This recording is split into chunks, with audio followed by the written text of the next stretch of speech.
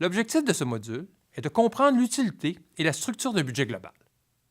Nous vous expliquerons d'abord l'importance du budget global pour la gestion d'une organisation. Puis, nous aborderons sa structure en présentant des exemples concrets. Nous ferons ressortir l'importance du budget pour la prise de décision. Et, si vous me le permettez, nous aborderons les concepts en termes de questions et réponses.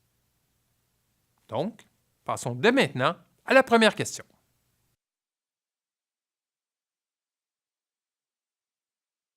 La comptabilité financière permet, par le biais des registres comptables, de suivre les transactions liant l'entreprise à ses partenaires d'affaires afin de produire, sur une base régulière, les états financiers.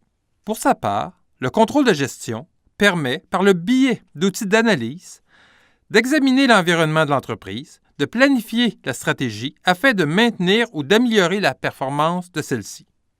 Ces prévisions sont consignées dans les documents budgétaires. Un budget s'inscrit généralement dans la continuité des états financiers dans la mesure où nous tentons d'estimer la performance financière future tout en tenant compte des données historiques contenues dans les états financiers.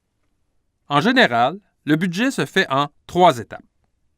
Dans un premier temps, il faut planifier l'avenir en tenant compte de l'évolution de l'environnement de l'entreprise et de sa stratégie. Par la suite, cette information permet de préparer les budgets qui sont généralement beaucoup plus détaillés que les états financiers. Ces budgets permettent, par le biais de simulations, de tester différentes hypothèses et d'évaluer la performance prévue de l'entreprise. Que signifie planifier l'avenir? Il faut d'abord savoir où on s'en va en déterminant notre vision et notre stratégie tout en tentant de prévoir les écueils potentiels et de penser aux alternatives.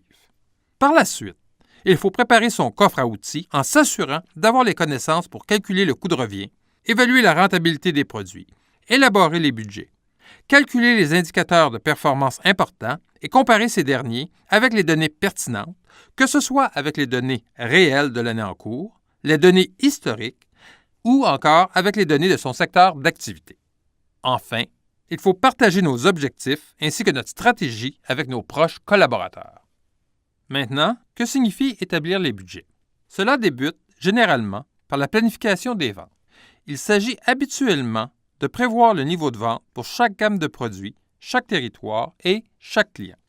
Il faut ensuite établir les coûts d'opération, prévoir les investissements et estimer le financement.